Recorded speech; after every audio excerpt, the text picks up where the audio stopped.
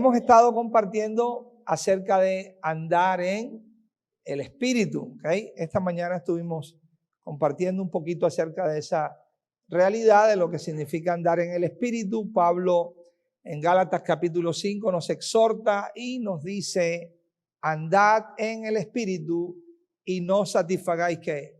Los deseos de la carne, según Gálatas 5 verso 16. ¿Sí? Así es que quisiera empezar preguntando en esta noche, ¿qué significa eso? ¿Qué significa andar en el Espíritu? ¿Qué entendieron por andar en el Espíritu? ¿Okay? ¿Qué implica eso para ustedes? ¿Cómo pueden aplicar eso en su diario vivir? ¿Tiene alguna relevancia? ¿Le encuentran alguna practicidad a eso de andar en el Espíritu? ¿Okay? Así es que tómense un minutico y luego me gustaría escucharlos algunos, ¿ok? Para que participen con sus respuestas.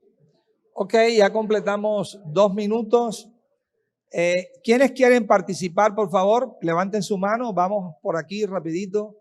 ¿Qué es andar en el Espíritu? Es caminar en la voluntad de Dios. Es caminar en la voluntad de Dios. A ver, ¿quién más? Vamos por acá. Ya vengo. Dejar que nos gobierne Cristo. Dejar que nos gobierne Cristo. No satisfacer los deseos de la carne y ser conformado a la imagen del Hijo de Dios por la guía del Espíritu. Ok, no satisfacer los deseos de la carne. Y por acá también levantaron la mano, que es andar en el Espíritu. Es caminar en la voluntad de Dios teniéndolo como el centro de mi vida. Ok. Bueno, realmente cada una de las respuestas que dieron significa andar en el Espíritu. Simplemente tocaría ampliar un poco en cómo. Yo digo, andar en el Espíritu es caminar en la voluntad de Dios. ¿Cómo? ¿Cómo camino en la voluntad de Dios? ¿Ok? ¿Cómo agrado al Señor? ¿O cómo puedo cada día crucificar los deseos de la carne en mí? ¿Cómo? ¿Cómo hago eso? Recuerden que estuvimos compartiendo que cuando el apóstol Pablo usa esta exhortación, anden en el Espíritu y no satisfagan los deseos de la carne, él les daba el ejemplo a ellos que en la práctica andar en el Espíritu implica andar o caminar alrededor de, ¿ok? Significa que Cristo tiene que ser el eje que central, que cada paso que damos, ¿ok? Cada decisión que tomamos, ¿ok? Cada cosa que hacemos tiene que estar bajo la ¿qué? Bajo la guía y bajo la dirección de ¿qué? Del Espíritu de Dios. Para los primeros creyentes, esta no era una experiencia rara, no, tampoco era una experiencia extraña, no, ellos llegaron a experimentar verdaderamente esta guía y esta dirección de ¿qué? Del Espíritu. ¿Okay? Tenemos ejemplos en la Escritura, por ejemplo, Hechos 11, acompáñenme allí. Hechos 11, una experiencia que tiene Pedro. Y Pedro expone aquí en Hechos 11, el verso 12, y dice, ¿y el Espíritu qué? Y el Espíritu me dijo que fuese con ellos sin dudar, ¿ok? El Espíritu me dijo que fuese con ellos sin dudar. ¿Recuerdan el caso de Felipe y el etíope? ¿Ok? Cuando ese etíope va leyendo las Escrituras, ¿cómo Felipe se acerca a él? Porque Felipe declara, el Espíritu que me dijo, acércate a ese hombre, pregúntale si entiende lo que está ¿qué? Leyendo. Que el Espíritu de Dios era ¿qué? Guía, el Espíritu de Dios era dirección. El Espíritu de Dios daba una ¿qué? Instrucción. ¿Qué significa entonces andar en el Espíritu? Bueno, simplemente seguir la ¿qué? La instrucción del Espíritu. Seguir la guía del Espíritu. ¿Cuántos creen que el Espíritu de Dios habla a sus corazones? El Espíritu de Dios habla a nuestros corazones. A ver, ¿quieres comentar algo? ¿No? Ok. Que usted, correcto. Así es, ok. El Espíritu de Dios habla a nuestros corazones y habla más de lo que usted y yo nos podamos imaginar, ok. Lo importante es tener y ir desarrollando una sensibilidad a la guía y a la dirección de ¿qué? Del Espíritu del Señor. Recuerden también en Gálatas 5:25, el apóstol vuelve a afirmar nuevamente la exhortación. Solo que ahora dice, si vivimos por el Espíritu, ¿qué? Andemos también por el Espíritu. Y este andemos ahora implica marchar, ¿ok? Marchar. Pero marchar en el contexto de cómo se marcha en un rango militar, ¿ok? Marchar guardando el paso. Y algo que quisimos resaltar allí en ese punto es que cuando se marcha en rango militar hay una mente que está gobernando. Hay una mente que está marcando ¿qué?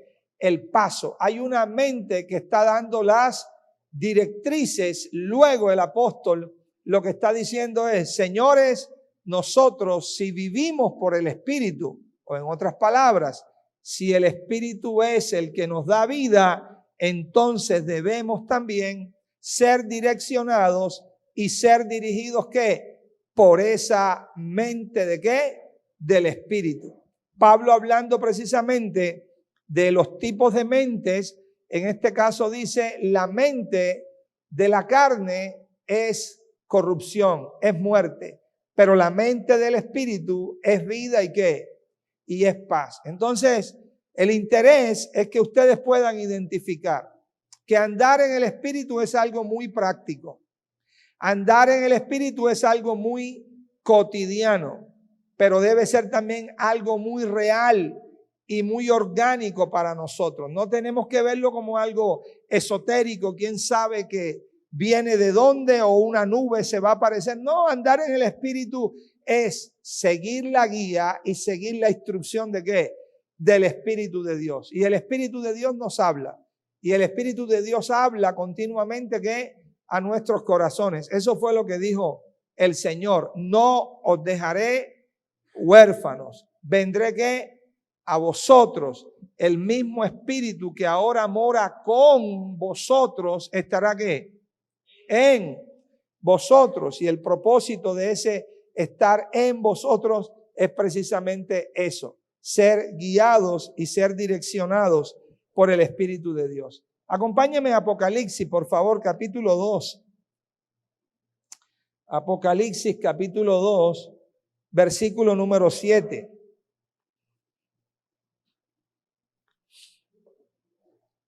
Le voy a poner aquí un pequeño ejercicio, ¿ok?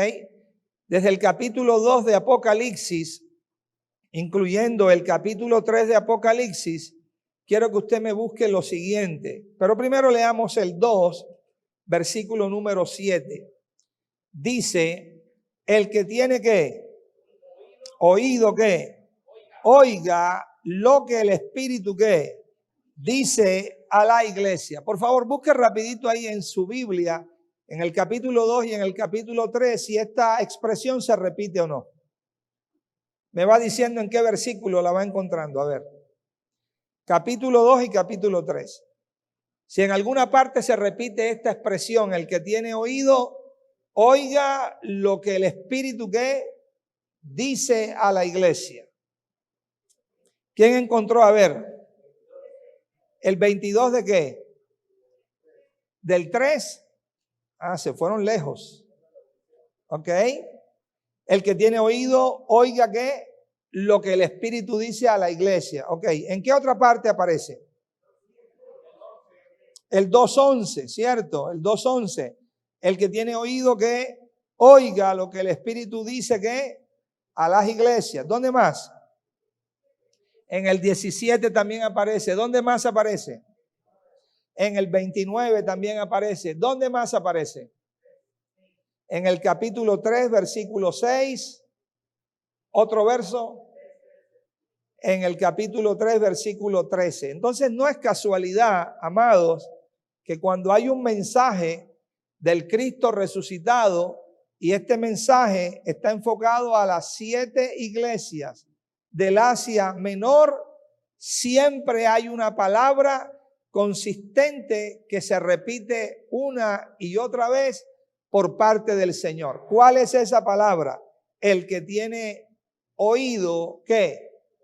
Oiga lo que el Espíritu dice que a las iglesias, ¿ok? El propósito del Señor es hablar a nuestro corazón. Y habla por medio de qué? De su Espíritu, ¿ok? Hoy es muy común dentro de los creyentes las expresiones, a mí me parece, yo considero, yo opino, yo me imagino, ¿ok? Es algo común y corriente, pero debería abundar más en nosotros estar atentos a qué, a lo que el Espíritu que dice a las iglesias, la palabra de Dios por medio del Espíritu siendo ministrada ¿qué? A nuestros corazones. Esta mañana hablaba con alguien y efectivamente concluíamos algo, que uno de los aspectos más abusados, ¿ok? Mal usados e irrespetados, ¿ok? En la iglesia del Señor hoy es cuando se habla en nombre del Espíritu sin que sea ¿qué? El Espíritu de Dios, ¿ok? Y efectivamente es así.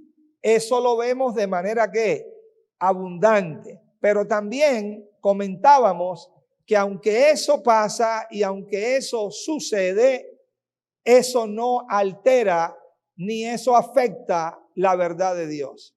O sea, la verdad de Dios es que Dios nos ha dado ¿qué? Su Espíritu. Que Él ha hecho morar ¿qué? Su Espíritu en nosotros. ¿Y para qué Él ha hecho morar su Espíritu en nosotros? Bueno, para darnos ¿qué? Vida, porque el Espíritu es el que da ¿qué? Vida. Pero ¿para qué más Dios ha hecho morar su Espíritu en nosotros? Para que Él sea ¿qué? Nuestro gobierno, nuestra dirección, aquel que nos enseña, aquel que nos dirige, aquel que nos corrige, aquel que nos exhorta, aquel que nos capacita, aquel que nos amonesta. Sí, pero alguien usa mal eso. Sí, pero alguien irrespeta eso. Sí, pero alguien aún miente acerca de eso. Pues que esa persona o cientos o miles de personas lo hagan, no anula la verdad de Dios. La verdad de Dios sigue siendo ¿qué? La verdad de Dios. Y está establecida para que nosotros seamos ¿qué? Formados cada día en Cristo y Cristo cada día sea formado ¿qué? En nosotros. En esta noche, en esta conferencia, la número 3, vamos a compartir un poco acerca de lo que es participar. Dígale al que está a su lado, participar del poder de este Espíritu. Participar del poder de este Espíritu. Ahora, cuando hablamos del poder del Espíritu, pregunto, ¿qué es lo primero que se nos viene a nuestra mente cuando hablamos del poder del Espíritu?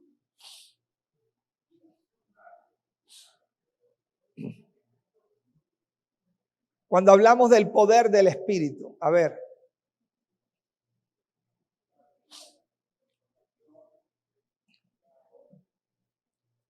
Ya eso es sobre todo con una mente renovada.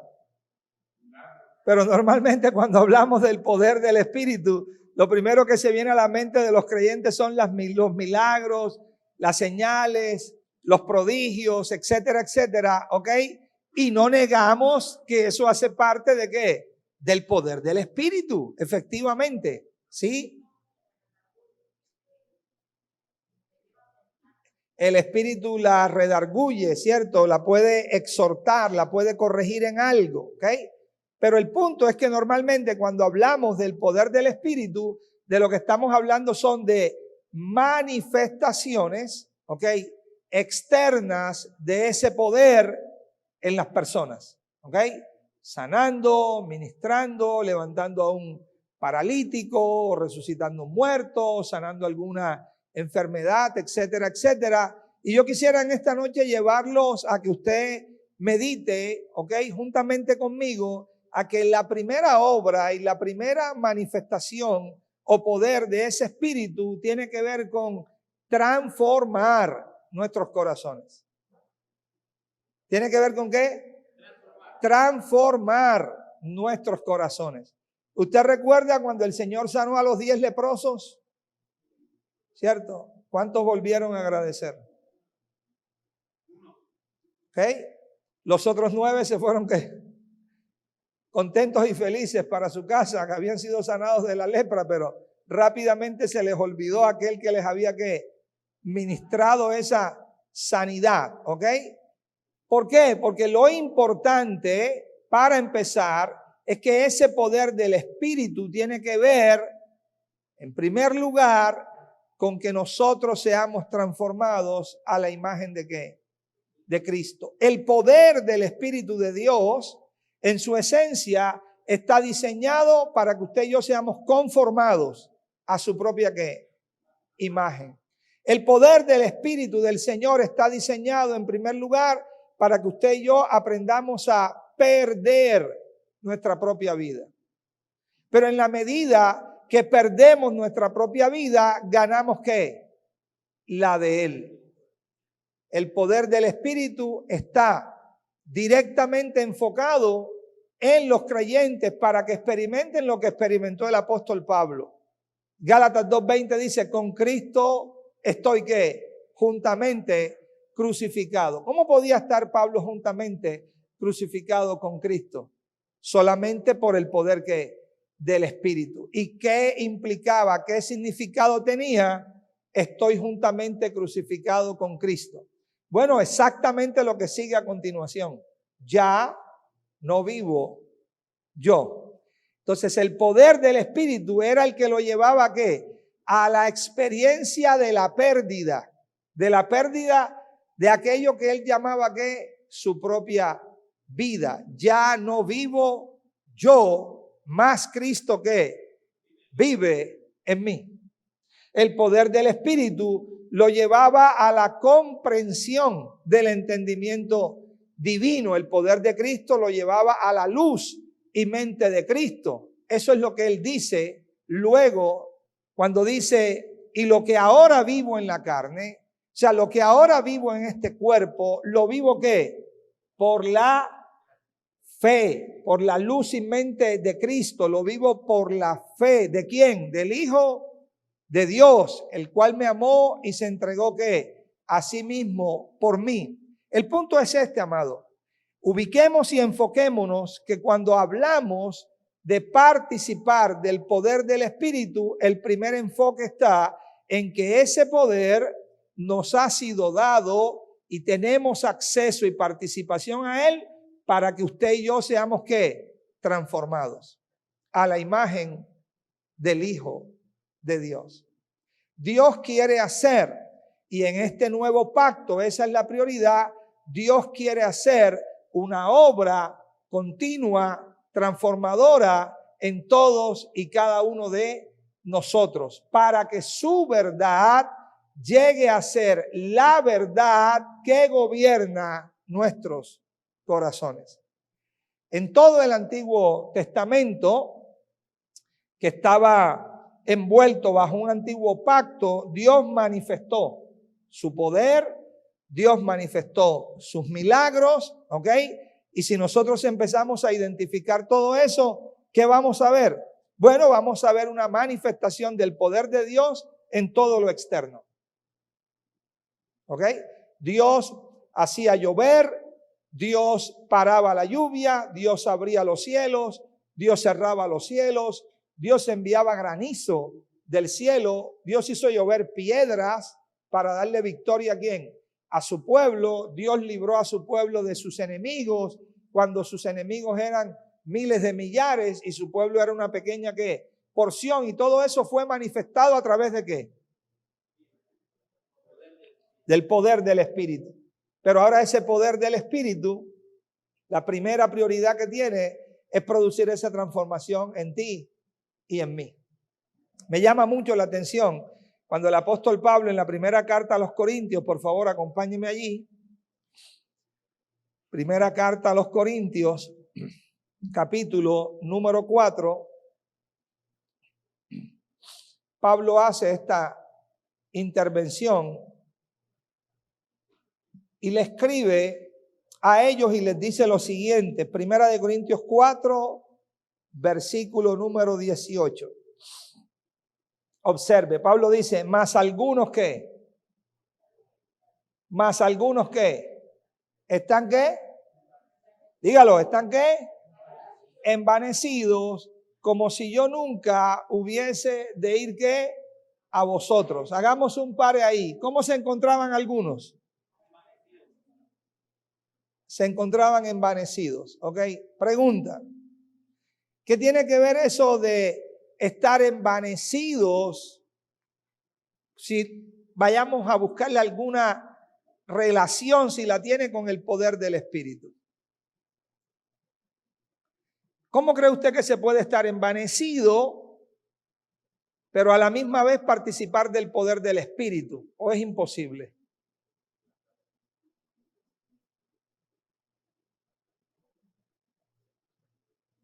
¿Son compatibles esas cosas o son incompatibles? A ver, ¿cuál es el fruto del Espíritu? En el fruto del Espíritu usted encuentra ¿qué? Amor, paz, paciencia, fe, bondad, benignidad, gozo, templanza, mansedumbre, dominio propio, ¿ok? Humildad. Entonces en ese fruto ¿aparece el envanecimiento? No aparece el envanecimiento. ¿Ok? Pero resulta que aquí habían algunos que estaban ¿cómo? Envanecidos. Entonces el apóstol dice, mas algunos están envanecidos como si yo nunca hubiese de ir ¿qué? A vosotros. Ya esa expresión del envanecimiento, ¿qué le decía al apóstol Pablo? ¿Qué le mostraba al apóstol Pablo? Que tenían una ¿qué? Ausencia de la experiencia como vida y gobierno del Espíritu. ¿Ok? ¿Podían ellos tener al Espíritu de Dios? Sí podían tenerlo. Pero el Espíritu de Dios también se puede tener contristado. Por eso en Efesios 4:30, ¿qué dice Pablo? No contristéis al Espíritu de Dios con el cual fuiste ¿qué? Sellados para el día de ¿qué? De la redención. Se puede tener al Espíritu de Dios, pero también este Espíritu se puede ¿qué? Apagar. Y por eso dice Pablo en Tesalonicenses que no apaguéis ¿qué? Al Espíritu. No entristezcáis al Espíritu. Entonces, si estos hermanos en Corintios estaban cursando con envanecimiento, ya estaba siendo revelador que aunque tuviesen el Espíritu en ellos estaba ¿cómo? Contristado, entristecido y apagado. Mas, sin embargo, esa era la causa por la cual estaban ¿cómo? Envanecidos. Entonces dice verso 19, pero iré pronto ¿qué? A vosotros. Si el Señor ¿qué? Quiere. Y conoceré. Dice Pablo ¿qué? Y conoceré. ¿Qué? Wow, qué interesante. Conoceré. ¿Qué es lo que él dice que va a conocer? No las palabras, sino que, o sea que es bien distinto las palabras con respecto a qué, a el poder. Se puede tener las palabras, se puede manifestar las palabras, se puede decir las palabras, pero sin experimentar el poder. Entonces Pablo dice, yo quiero ir a ustedes y cuando vaya a ustedes no quiero oír ¿qué? Palabras. Porque una característica de los envanecidos, ¿cuál es? Tienen muchas palabras. Tienen demasiadas palabras. ¿Ok? Te pueden justificar miles de cosas a través de ¿qué? De las palabras. Pero Pablo dice, yo no quiero oír palabras de ellos. Yo lo que quiero es ¿qué? Ver el poder. Yo quiero ver el poder de los que andan. ¿Cómo? Envanecidos. ¿Sabe por qué les dice, quiero ver el poder de los que andan envanecidos? Y Pablo se refiere aquí al poder del Espíritu de Dios, porque Pablo sabía que no participaban de ningún poder. Porque si estuvieran participando del poder del Espíritu, ¿qué iba a hacer ese poder del Espíritu en ellos? Lo primero que iba a hacer era someter y crucificar ese envanecimiento. Para que la humildad, la mansedumbre y la bondad de Dios empezara ¿a qué? A fluir en ellos. ¿Cuál es el fruto del Espíritu? Miren, Pablo lo expone de esta siguiente manera y ya volvemos aquí a 1 Corintios 4. Acompáñenme por favor a Efesios capítulo 5.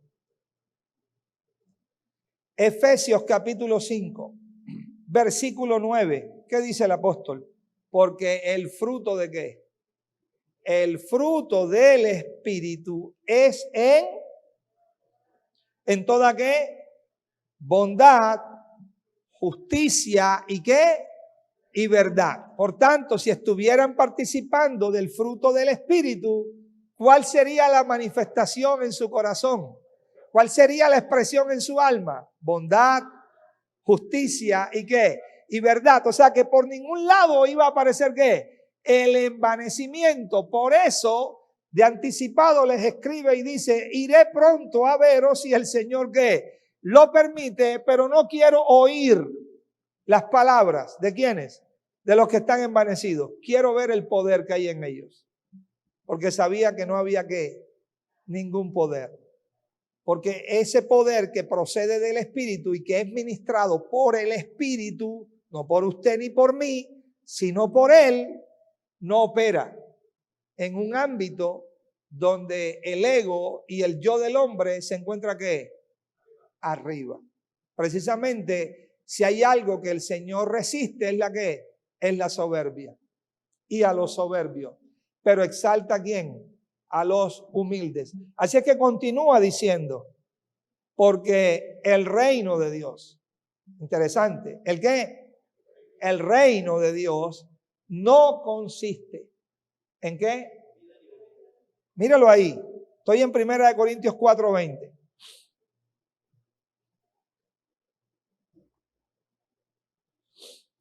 ¿Qué dice 1 Corintios 4:20? Porque el reino de Dios no consiste ¿en qué? En palabras. ¿Qué era lo que ellos tenían? Palabras. Esos que estaban envanecidos solo tenían ¿qué? Palabras. Y él les dice, señores, el reino de Dios no consiste ¿en qué? En palabras. ¿En qué consiste? Sino en poder. Por tanto, el enfoque apostólico era ese. ¿Ok? El Espíritu de Dios nos ha sido dado, porque no solamente nos da ¿qué? Vida, no solamente nos imparte vida, también es que nuestra guía, también es nuestro maestro, también es nuestro director, también es el que nos enseña, el que nos instruye, el que nos capacita, el que nos corrige, el que nos exhorta, el que nos disciplina, pero también es el que nos empodera, el que nos hace participar ¿de qué? De su poder. Y el primer enfoque del poder del Espíritu en nosotros, ¿cuál es? Transformarnos a la imagen. ¿De quién? Del Hijo de Dios. ¿Ok? Así es que lo primero es ese poder, amados. Y ese poder cada día tenemos que ¿qué? Que conocerlo. Y ese poder cada día tenemos que ¿qué? Que experimentarlo. Es un poder real. ¿Ok? Es un poder muy real. Mire, ese poder llegó a ser tan real, ¿ok? En esos primeros discípulos, en esos primeros apóstoles, que el fruto era la evidencia notoria de tal poder. Si hay algo a lo cual el hombre natural se encuentra amarrado, ¿sabe a qué es? A su propia vida natural. Ningún ser humano en su estado natural de una mente normal quiere perder su vida, su existencia natural. En su estado natural no quiere.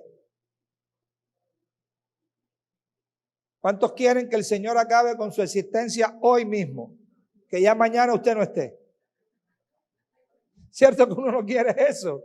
Nadie quiere eso en el estado ¿qué? Natural. ¿Ok? Por eso usted no anda poniendo en riesgo su vida todos los días y a toda hora, porque usted no quiere perder su ¿qué? Su vida natural. ¿Ok? Bueno, ese es el estado y la condición natural de cada hombre. ¿Ok? Ahora, ¿cómo uno puede explicar? ¿Ok? Que esa gente llegó a poner en extremo su vida aún a razón de que pudiese ¿qué? Perderla. ¿De dónde le salió eso a ellos? No le salió porque fueran valientes, no le salió porque fueran inteligentes, no le salió porque eran una mente suicida, no, le salió por el poder ¿qué? Del Espíritu. Mire cómo Pablo lo expone aquí. Hechos 20, por favor, acompáñeme allí. Hechos 20.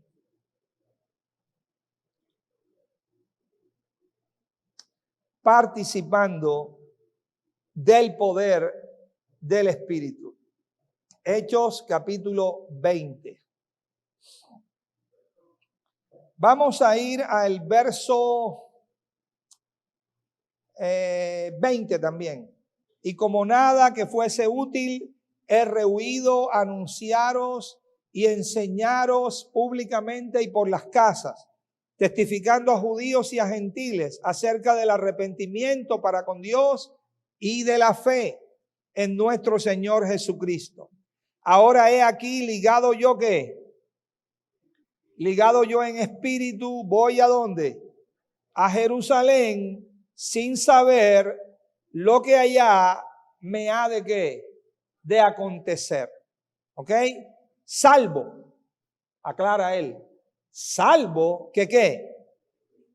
Que el Espíritu Santo por todas las ciudades me da ¿qué?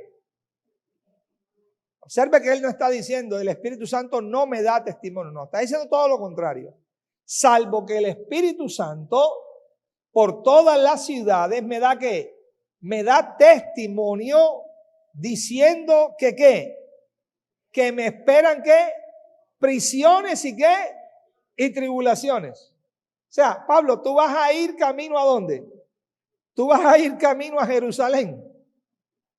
Pero en cualquier lugar donde llegaba, a cualquier ciudad donde llegaba, de parte del Espíritu del Señor, sea que le hablara a su corazón, o sea que usara algún mensajero para hablarle a su corazón, el mensaje profético siempre era ¿qué? El mismo.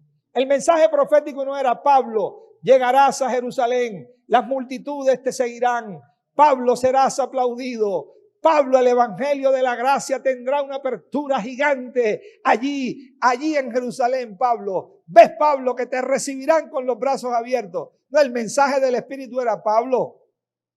En Jerusalén te esperan prisiones. ¿Y qué más? Y tribulaciones. Eso es lo que te espera en Jerusalén. Ahora, ¿cómo uno puede explicar que a un hombre que el Espíritu de Dios le está ministrando, que allí, en ese sitio, en esa meta donde va a llegar, lo que le esperan es prisiones y tribulaciones? Y la declaración de este hombre es, pero de ninguna cosa hago caso. De ninguna cosa, ¿qué? Hago caso. Ni estimo que preciosa mi vida para mí mismo. ¿Cómo? Ni estimo que preciosa mi vida ¿qué? Para mí mismo. ¿Cómo se llama eso? ni estimo preciosa mi vida que para mí mismo. ¿Cómo se llama eso? Eso a mí se me hace muy parecido a con Cristo estoy juntamente crucificado. Eso se me hace muy parecido a para mí el vivir es Cristo, pero el morir es. Eso se me hace muy parecido a cada día muero. Eso fue lo que dijo. Llevo en mi cuerpo cada día las marcas de mi Señor, ¿qué? Jesucristo. Llevo su muerte para también poder manifestar, ¿qué? Su vida. Pero la pregunta es, amado, ¿de dónde le puede salir a un individuo esto? Diga, de participar del poder del Espíritu. Porque lo normal es que si se nos dice, te esperan tribulaciones, tú vas para allá, te esperan tribulaciones y te esperan persecuciones,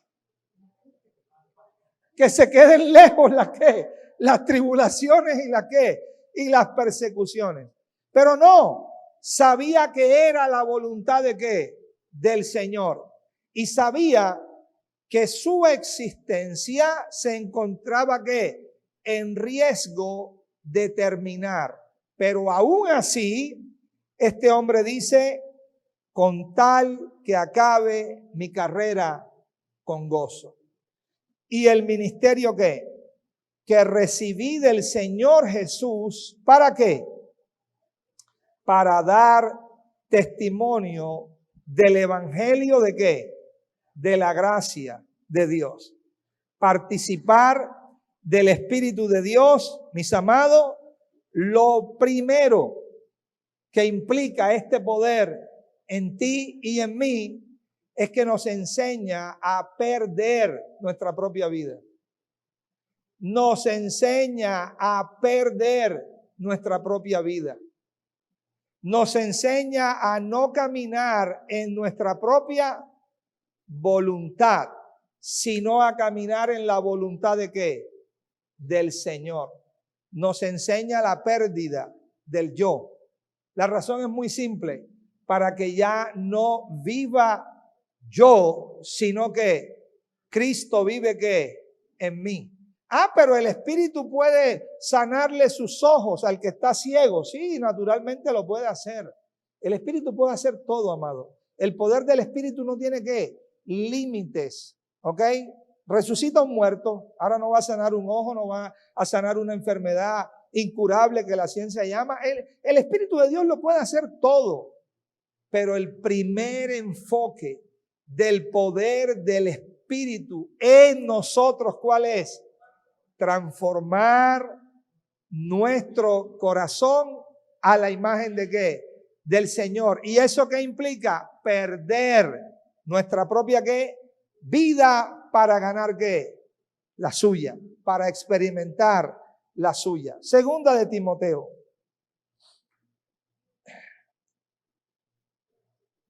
Capítulo número 4. Mire, no hace mucho tiempo, no hace muchos años, creo que apenas una década atrás, si no estoy mal, no veía usted los escenarios donde los creyentes se movían de un lugar a otro. No estoy hablando de un barrio a otro o de una ciudad a otra. Vea, se movían de un país a otro. ¿Sabe para qué? Para ir a buscar la unción del Espíritu. Porque allá en tal lugar hay un congreso y en ese congreso está la ¿qué? La unción del Espíritu. Y yo voy para que el ungido de Dios ¿qué? Me toque y me ministre esa unción y yo pueda tener ¿qué? Esa unción. ¿Y qué era lo que había detrás?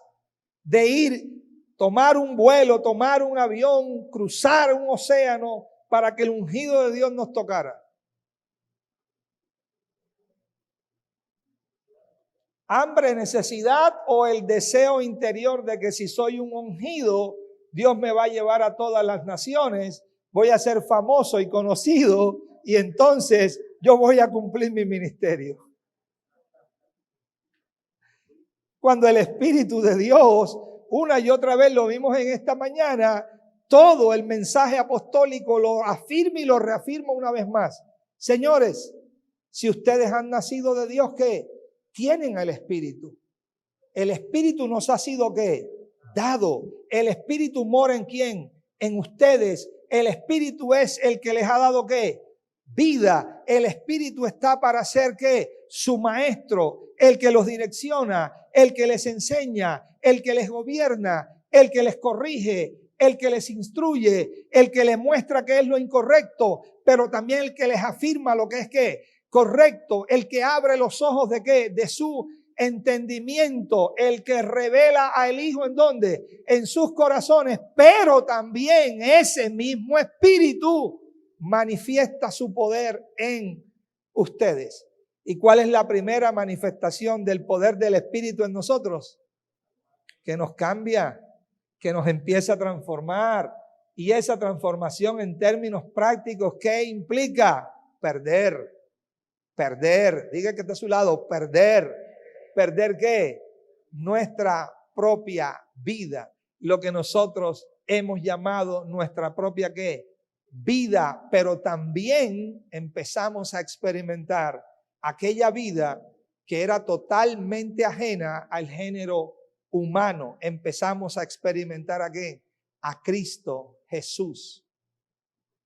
Por eso fue que cuando el Señor se identificó con el grano de trigo, dijo, se hace necesario que el grano de trigo caiga en tierra y ¿qué? Y muera. ¿Por qué? Pero ¿por qué? Él dice el por qué es necesario que el grano de trigo cayera en tierra y muriera. Juan 12. ¿Por qué? Hay una frase allí. Sí, pero hay una frase después que dice es necesario que el grano de trigo caiga en tierra y muera. Porque si no, busque la frase, vamos a buscarla. Juan 12. Porque si no dice, no. Míralo ahí, Juan 12, 24. Léalo, Juan 12, 24. Juan 12, 24. De cierto os digo, que si el grano de trigo no cae en tierra y muere, ¿cómo? ¿Queda qué? Queda solo. Si el grano de trigo no cae en tierra y muere, ¿qué? Queda solo. No se puede ¿qué? Reproducir. ¿Quién es el grano de trigo? Cristo. ¿Cuál es la vida que Dios quiere reproducir? ¿Cuál es la vida que Dios quiere implantar en el corazón del hombre? ¿Cuál es la vida que Dios quiere que nazca y brote en el corazón del hombre? Se llama nuevo nacimiento, nacimiento de arriba, nacimiento del cielo, nacimiento del Espíritu. ¿Cuál es la vida que Dios quiere que crezca en el corazón nuestro? Que el corazón nuestro es el terreno donde Dios ¿qué? Labra y siembra que es su preciosa semilla. ¿Cuál es el incremento que el sembrador busca en los corazones? ¿Qué semilla es la que Dios quiere que crezca al 30, al 60 y al 100 por uno? Amado, no tiene nada que ver con nosotros. Tiene que ver con la vida de Cristo en nosotros. Esa es la vida que Dios quiere que crezca. Pero si ese grano no caía en tierra y moría, ¿quedaba cómo? Quedaba solo. Quiere decir que el hombre en su condición natural, todo el género humano, jamás podía llegar a participar de aquella sustancia divina. Y era la meta y propósito de Dios, que el género humano llegue a ¿qué? A participar de ¿qué? De la sustancia divina que es ¿qué? Cristo, porque esa sustancia divina es la que le transforma su alma a su propia imagen. ¿Por qué? Por el Espíritu de Dios. Así es que participar del poder del Espíritu, ¿qué implicaciones tiene? La primera, dígame la primera nada más. ¿Cuál es la primera implicación que tiene participar del poder del Espíritu? Que seamos ¿qué? Transformados. Que seamos ¿qué? Cambiados. ¿Cambiados a qué? A la imagen del Hijo de Dios. Cuando usted piense en el poder del Espíritu, lo primero que tiene que pensar es eso implica transformación. Eso implica pérdida de mi propia vida. Eso implica pérdida de mi propia voluntad. Eso implica pérdida de una vida egoísta, personal, particular. Eso implica una nueva mente. ¿La mente de qué? Del Espíritu. Y esa mente del Espíritu es vida y es que paz. Y esa mente del Espíritu no es individual. Esa mente del Espíritu es que corporativa. Ahora todo lo que se hace, ahora todo lo que se piensa es en pos de qué? De la edificación de su cuerpo. ¿De dónde sale eso? Bueno, amado, eso sale de participar de qué? Del poder del Espíritu de Dios. ¿Le dije primera de Timoteo? ¿No le dije? Bueno, téngalo ahí en segunda de Timoteo, capítulo 4. Ya vamos a llegar ahí, ¿ok? Pero quiero mostrarle esto que producía el poder del Espíritu y que también lo produce. No era solamente que lo producía, es que también lo produce, ¿ok? Vamos a segunda de Corintios. Segunda de Corintios. Esto es lo que produce el poder del Espíritu.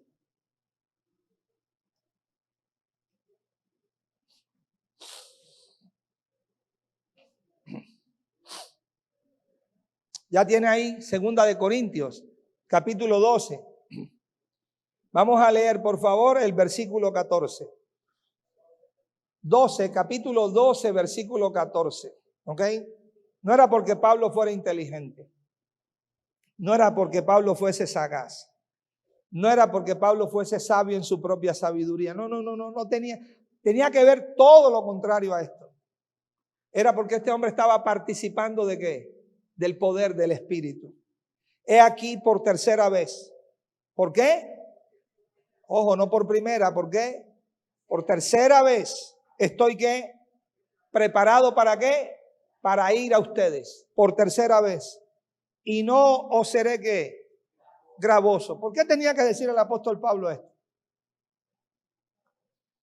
Bueno, la iglesia de Corinto era la iglesia que se había caracterizado por ser una iglesia desagradecida con el apóstol Pablo. Era una iglesia que no reconocía el apostolado de quién. De Pablo reconocía el apostolado de los otros apóstoles, pero el de Pablo no. ¿Ok? Pablo se había dado a ellos. Pablo se había entregado a ellos. Pablo les había enseñado. De hecho, Pablo es el apóstol que les dice: ustedes pueden tener muchos ayos, pero en esta gracia yo soy el Padre de ustedes. Mas aún así no le reconocían, ni eran ¿qué? Agradecidos con él.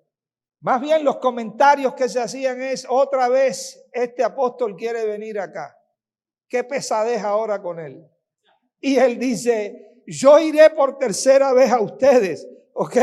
Me he preparado para ir a ustedes y no ¿qué? No seré gravoso. Escúcheme esto, amado, porque no busco lo vuestro, sino a vosotros. ¿Quién puede decir esto? Sino un hombre que está muerto a sí mismo. Un hombre que está muerto ya no tiene interés propio. Un hombre que está muerto ya no tiene interés personal. Un hombre que está muerto, su vida es Cristo. Por eso es para mí el vivir ¿qué? Es Cristo. ¿Ok? Así es que estoy preparado por tercera vez. Voy a ir a vosotros y no os seré ¿qué? Gravoso, como algunos de ustedes piensan, dice el apóstol. Y no busco lo vuestro, los busco a ustedes. ¿Eh? Los busco a ustedes. Y les dice: pues no deben atesorar ¿qué? Los hijos para los padres, sino los padres ¿para qué? Para los hijos. Y aunque esto Es un ejemplo en el plano que natural. No deben atesorar los hijos para los padres. ¿El principio cuál es? Que los padres atesoren ¿para quiénes? Para sus hijos. En otras palabras, en el sentido espiritual, el orden es que el padre deje tesoro a sus hijos. ¿Ok? Deje un fundamento a sus hijos. Deje una riqueza a sus hijos. Y en todo el contexto nuevo testamentario y en todo el contexto del antiguo pacto, cada vez que se habla de tesoro, cada vez que se habla de herencia, cada vez que se habla de riqueza, mis amados, no se habla de cosas naturales. Pero tenemos este tesoro en vasos de barro. ¿Cuál tesoro? Cristo el Señor. Para que la excelencia del poder no sea vuestra, sino que de Dios. Cada vez que se habla de herencia, se habla de ¿quién? De Cristo, el Señor. Cada vez que se habla de riquezas, son las inescrutables riquezas ¿en qué? En gloria, que están ¿en quién? En Cristo Jesús. Entonces Pablo está enseñándole un principio, y el principio es, mis amados, escuchen, yo no busco lo vuestro, los busco ¿a qué? A ustedes, porque el principio enseña que los hijos no deben atesorar para los padres, sino que los padres dan tesoro ¿a quién? A sus hijos. Y el tesoro que él les estaba comunicando era Cristo Jesús. Y luego dice en el 15, y yo con el mayor placer ¿qué? Gastaré lo mío. ¿Y yo qué? Con el mayor placer gastaré lo mío. O sea, Pablo no estuvo en una queja todo el tiempo. Pablo no estuvo en un lamento todo el tiempo, porque no veía que respuesta en los corazones de ellos. No. Con el mayor que placer gastaré lo mío. Ojo, y va más allá. ¿Y aún qué? Y aún yo mismo me gastaré del todo. ¿Por amor de qué? De vuestras almas. Escuche esto, amado. Aunque qué. Aunque qué. Aunque qué. Aunque amando más que sea amado menos. ¿Quién puede hacer esto? ¿Qué hombre natural puede hacer esto? ¿Qué corazón sin ser transformado puede hacer esto? Ninguno. Es imposible. Porque este hombre operaba de esta manera. Sencillo. Porque estaba participando. ¿De qué? Del poder del Espíritu. ¿Y a qué lo había llevado tal participación del poder del Espíritu? A perder su propia vida, pero a ganar a Cristo como su vida y como su vivir. Este es el hombre que dice, Cristo, nuestra vida, cuando Cristo, o mejor, cada vez que Cristo, vuestra vida se manifieste, vosotros seréis que manifestados con Él en gloria. Pero Cristo no solamente era su vida, sino que también Cristo era ¿qué? Su vivir.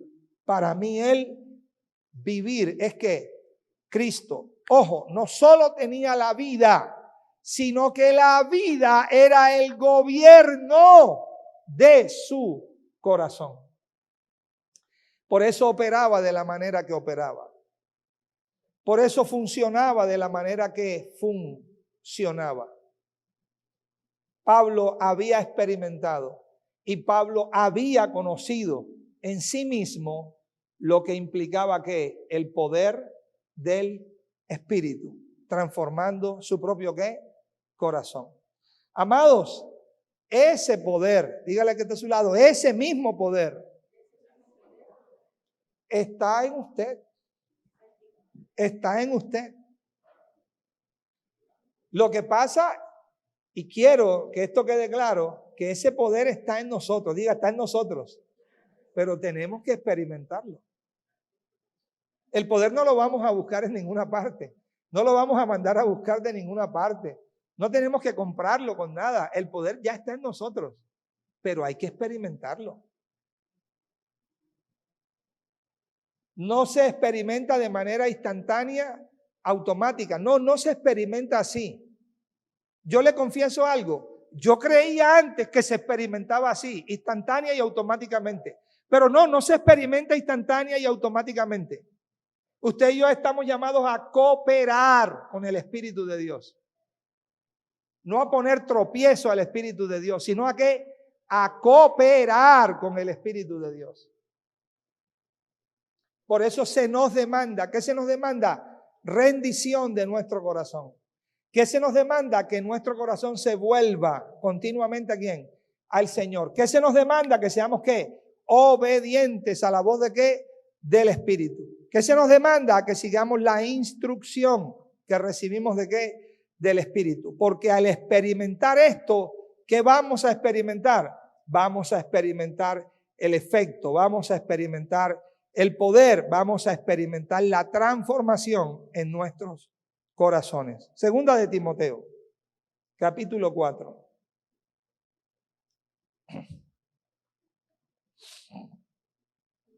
Segunda de Timoteo, capítulo 4. Segunda de Timoteo, capítulo 4, dice lo siguiente. Vamos a leer desde el verso número 5. Segunda de Timoteo 4, versículo 5.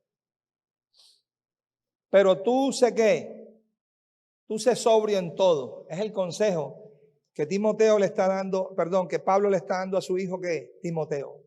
Tú sé sobrio en todo. ¿Soporta qué? Soporta las aflicciones. Haz obra de evangelista y cumple qué? Tu ministerio. Verso 6. Por favor, mediten esta expresión. Porque yo ya estoy para ser sacrificado. Yo ya estoy para qué? Para ser sacrificado. Y el tiempo de mi partida está cercano. Y el tiempo que de mi partida que está cercano. Estas palabras, aunque uno las pueda leer así de una forma muy simple, tienen una profundidad bien interesante. Yo ya estoy para ser ¿qué? Sacrificado. O sea, ya el Espíritu me ha dado testimonio de lo que viene. Ya sé lo que me espera. ¿Ok? De hecho, el tiempo, hijo Timoteo, el tiempo de mi partida está ¿qué? Está muy cerca. Ya tengo ese convencimiento en mi propio corazón. Verso 7. Y aquí viene una expresión de ¿qué? De estar completo. La expresión de he venido a la tierra, pero sé para qué vine. La gracia de Dios, su misericordia me alcanzó y me hizo entender que para qué vine a esta tierra, pero no solamente para qué vine, sino que a eso para lo cual vine, ¿qué? Lo llegué a ¿qué? A cumplir. Ya lo experimenté. He peleado ¿qué? La buena ¿qué? Batalla. No la mala batalla. ¿La qué? La buena batalla. He peleado la buena batalla. ¿Ok? Una buena batalla es aquella que antes de ser iniciada ya tenemos la garantía de parte de Dios que la victoria es ¿qué? Es nuestra. Más sin embargo hay que pelearla. Él dice he peleado. ¿He peleado qué? La buena batalla. Y he acabado ¿qué? ¡Wow! He acabado la carrera, hermano. Lo mismo que dijo allá en Hechos que Lucas lo copió. ¿Ok? Lo mío es que acabe mi carrera con gozo y el ministerio que recibí de ¿qué? Del Señor Jesús para dar testimonio del Evangelio de la gracia de Dios. Ahora he peleado la buena batalla. He acabado ¿qué? La carrera. O sea, lo que se me encomendó hacer, la misión que me fue asignada, la he cumplido a cabalidad. Este es el mismo hombre que dijo, yo la verdad he trabajado más que todos estos apóstoles. Pero no yo, sino la gracia de Dios conmigo. Pero mire la mentalidad de plenitud y de cumplimiento que este hombre experimentó. He guardado ¿qué? La fe. He guardado la fe. Por lo demás, me está guardada la corona de justicia, la cual me dará el Señor juez justo en aquel día. Y no solo a mí, sino a todos los que aman ¿qué? Su venida. ¿Ok? Procura venir ¿qué? Pronto a verme. Amados, una vez más, ¿cómo un hombre puede llegar a un tipo de conclusión como esta? Sin que su alma y su corazón esté turbada, abatida, deprimida, desesperada, sino en una completa ¿qué? Paz, porque este es el mismo hombre que escribe: la paz de Dios gobierne vuestros corazones. Este es el mismo hombre que escribe en Efesios 3, Cristo habite ¿qué? Por la fe, ¿en dónde? En nosotros. Y esa expresión habite no solamente habla de una simple presencia, no. Habite habla de una presencia gobernante. Cuando Pablo dice Cristo habite por la fe en vuestros corazones, lo que Pablo está diciendo es: Cristo por la fe gobierne vuestros corazones. Y eso era lo que este hombre estaba experimentando. Lo que estaba experimentando era ¿qué? El poder de Dios. El poder del Espíritu de Dios. ¿Y a qué lo llevó la experiencia del poder del Espíritu de Dios? A perder ¿qué? Su propia vida. Pero en esa pérdida obtuvo su mayor ganancia. ¿Cuál fue su mayor ganancia? Cristo el Señor. Cristo el Señor.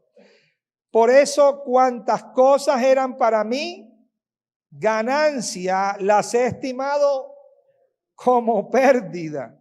¿Por amor de qué? De Cristo Jesús. Porque por amor de Él lo he perdido ¿qué? Todo. Y lo tengo ¿qué? Por basura. Con tal de ganarlo a Él. ¿Ok? Y ya no ser hallado más en mi propia justicia, sino en la justicia que es de Dios por la fe. ¿Ok? En nuestro Señor Jesucristo. Vamos terminando 2 de Corintios capítulo 4. Participar del poder del Espíritu. Tiene como primera implicación ser transformados a su propia ¿qué? Imagen. 2 de Corintios capítulo 4. ¿Lo tenemos ahí? Bueno, verso 6, porque Dios que mandó que de las tinieblas ¿qué? Resplandeciese la luz, es el que resplandeció. Pablo lo define aquí como ya el Señor se ha definido a sí mismo como la luz. Lo único que resplandece en las tinieblas es que la luz. Pablo dice, bueno, en ti y en mí no ha resplandecido algo, ha resplandecido Él. Él es el que resplandeció. ¿En dónde? En nuestros corazones. ¿Para qué resplandeció en nuestros corazones? Para iluminarnos. ¿Qué es lo que nos va a iluminar? El conocimiento de ¿qué? De la gloria de Dios. ¿Qué es la gloria de Dios? En los términos prácticos, en los términos muy reales, la gloria de Dios es su peso completo, su naturaleza, su esencia, su sustancia, su carácter. Eso es lo que Él quiere ¿qué? Mostrarnos, revelarnos la gloria de Dios para que esa gloria de Dios sea ¿qué? Formada en nuestra alma, afecte, transforme, cambie, ¿ok? Nuestra alma. Y esa gloria de Dios dice que se encuentra en la faz de ¿qué? De Jesucristo. Verso 7, pero tenemos este ¿qué? Tesoro. ¿Cuál es el tesoro? ¿De qué tesoro habla? De Cristo que está haciendo ¿qué? Revelado ¿en dónde? En el corazón. Tenemos este tesoro en vasos de barro, ¿para qué? Para que la excelencia ¿qué? Del poder, la excelencia ¿qué? Del poder, ¿sea de quién? Sea de Dios y no de quién, de vosotros. Ahora observe esto, que estamos como atribulados en todo, mas no que angustiados, en apuro, mas no que desesperados, perseguidos, mas no que desamparados y derribados, mas no que destruidos. Fíjense qué interesante. Le voy a nombrar esto: tribulación, apuros, persecución y ser derribados. Todas estas circunstancias pertenecen al ámbito de lo externo. Las tribulaciones son circunstancias adversas que vienen ¿de dónde? De lo externo. ¿Ok? Los apuros son sinónimos de eso. Las persecuciones son persecuciones ¿qué? Externas que ellos recibían. Y muchas veces habían sido ¿qué? Derribados. Pero observe este contraste que hace el apóstol. Dice, aunque hemos estado o estamos en tribulación, nunca estamos como. Nunca estamos como. Porque la angustia no es de afuera, es de adentro. Estamos en apuros, pero nunca ¿qué? La otra, desesperado, porque el desespero no es de afuera, es de adentro. Pablo lo que está diciendo es, señores, cuando empezamos a tener conciencia de este tesoro y empezamos a participar del poder de este tesoro, podemos pasar por situaciones, adversidades, crisis, retos, pero todos serán externos. Internamente estoy gobernado bajo el poder del Espíritu. Esas circunstancias no están afectando mi interior. Mi interior se encuentra reposado en Cristo Jesús. Su paz que sobrepasa todo entendimiento guarda mi mente y mis pensamientos en Cristo Jesús. Sabía que había una causa eterna. Sabía que algo que era muy superior a las cosas que externas, y era su realidad que estaba viviendo ¿en quién? En Cristo Jesús. Amén, amados. Gloria al Señor. Bueno, Padre, te damos gracias por permitirnos tener este tiempo, Señor. Este tiempo en tu nombre y este tiempo en tu espíritu. Que sea tu Espíritu Santo, Dios, trayendo cada día luz, la luz divina a nuestros corazones. Que esa luz alumbre en nosotros. Abra cada día los ojos de nuestro entendimiento. Afine nuestros oídos espirituales. Desarrolle cada día sensibilidad interior de nuestro corazón a la voz y a la guía de tu espíritu. Padre, que cada día, Señor, seamos eficaces y seamos, Señor, hombres y mujeres sensibles, no a las cosas naturales que todo el mundo las puede ver y que son temporales, sino a las cosas eternas, las cosas que no se ven, pero que permanecen para siempre. En el nombre de Cristo Jesús te damos gracias. Amén.